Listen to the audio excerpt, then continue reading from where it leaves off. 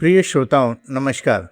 आज मैं आपको वाल्मीकि रामायण बालकांड सर्ग 57-58 तथा स्कंद पुराण काशी खंड की एक प्रामाणिक एवं अद्भुत कथा सुनाने जा रहा हूँ। ये कहानी त्रेता युग के आरंभिक समय की है, जब अयोध्या में एक प्रतापी राजा राज किया करते थे। हमने इस कहानी को भक्ति भावना एवं श्रद्धा के साथ प्रस्तुत किया है। आइए अब आगे बढ़ते हैं उस राजा की अनोखी गाथा की ओर, जिसकी जिद ने उसे चांडाल बना दिया और फिर उसी जिद ने उसे पुनः राजा बनाया। त्रेता युग के आरंभिक समय की बात है। अयोध्या में राजा सत्यव्रत राज करते थे। वे इक्ष्वाकु वंश के थे, राम के पूर्वज। परंतु उनके मन में एक अजीब सी तड़प थी। मैं क्यों मरूं? मेरा शरीर क्यों जले? मुझे स्वर्ग जाना है, पर अपनी इसी त्वचा, इन्हीं हड्डियों और इसी सांस के साथ। ये सुनकर सभी ऋषि मुनि चुप हो गए, क्योंकि स्वर्ग का नियम था, जब तक शरीर है तब तक मिट्टी है और मिट्टी स्वर्ग में नहीं जा सकती। पर राजा सत्यव्रत के मन की बात और थी। राजा सत्यव्रत ने सबसे पहले अपने कुलगुरु महर्षि वशिष्ठ से ये प्रार्थना की। वशिष्ठ ठंडी सांस लेकर बोले, राजन, यह अधर्म है। शरीर को त्यागो, फिर आना। यही वेदों की वाणी है। राजा सत्यव्रत को पहली बार किसी ने नहीं कहा था। वे निराश होकर लौट आए, पर उनके मन में एक ही बात थी, अगर वशिष्ठ नहीं देंगे तो कोई और देगा। राजा सत्यव्रत सीधे वशिष्ठ के 100 पुत्रों के पास गए। उन्होंने वही प्रार्थना दोहराई, मुझे सशरीर स्वर्ग जाने का यज्ञ कराओ। वशिष्ठ के पुत्र क्रोधित हो गए। उन्होंने कहा, तुम हमारे पिता की बात नहीं मानते। तुम एक राजा होकर ऐसी असंभव बात मांग रहे हो। राजा सत्यव्रत ने उत्तर दिया, मैं राजा हूँ, मेरी इच्छा ही मेरा धर्म है। ये सुनकर वशिष्ठ के पुत्रों ने श्राप दे दिया, तुम चांडाल बन जाओ। राजा सत्यव्रत हंस दिए।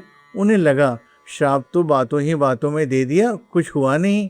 वह महल लौट आए, खूब भोजन किया, मीठी नींद सोए। अगली सुबह जब राजा सोकर उठे तो आईने में उनका अपना ही चेहरा नहीं था। एक काला भयानक विकृत रूप था, चांडाल का स्वरूप। उनके अपने महल के दरबारों ने उन्हें पहचाना नहीं।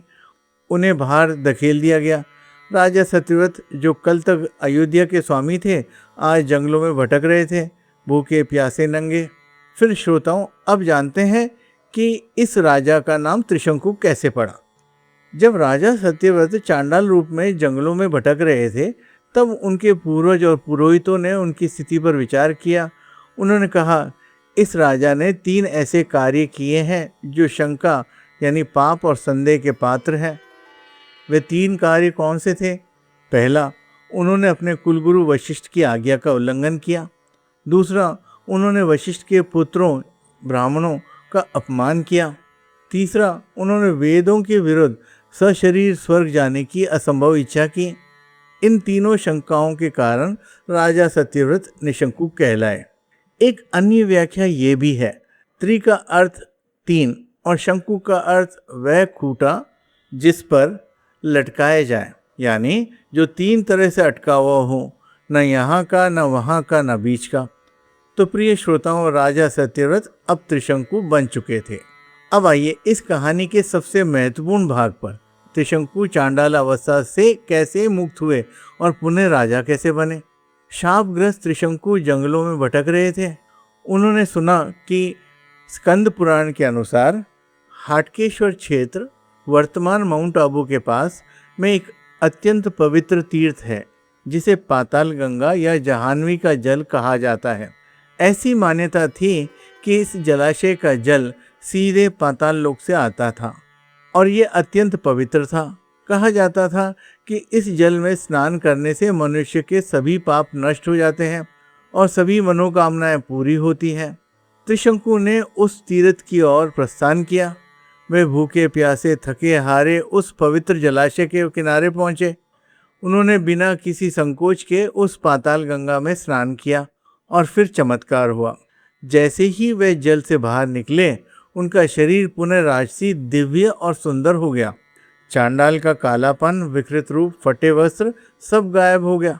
वे पुनः वही राजा सत्यव्रत बन गए जो कभी अयोध्या के सिंहासन पर विराजमान थे।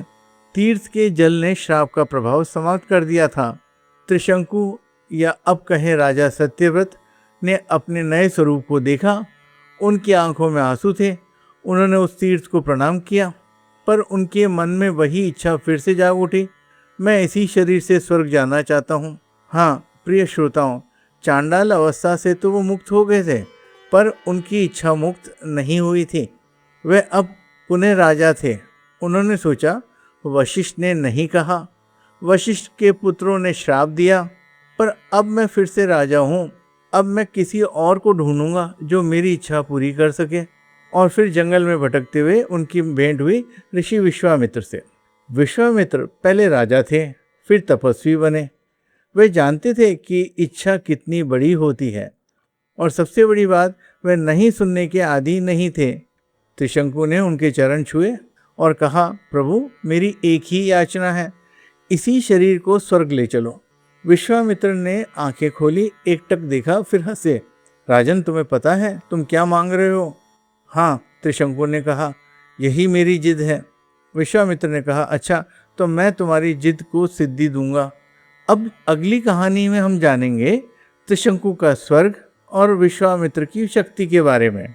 ये कहानी हमें ये सिखाती है, तीर्थों की महिमा अपरंपार है। पाताल गंगा जैसे पवित्र जल में स्नान करने से भयंकर श्राप भी समाप्त हो सकता है, पर इच्छाएं वे तीर्थ के जल से भी नहीं धुलती। उन्हें तो सिद्धि देने वाला कोई और चाहिए, जैसे विश्वामित्र। अगर ये कहानी आपको अच्छी लगी हो तो लाइक जरूर करें और अपने मित्रों के साथ शेयर करें। ऐसी ही प्रामाणिक, दुर्लभ और अनछुई भक्ति कहानियों के लिए चैनल को सब्सक्राइब करना ना भूलें। तब तक के लिए अनुमति दीजिए। जय श्री कृष्ण।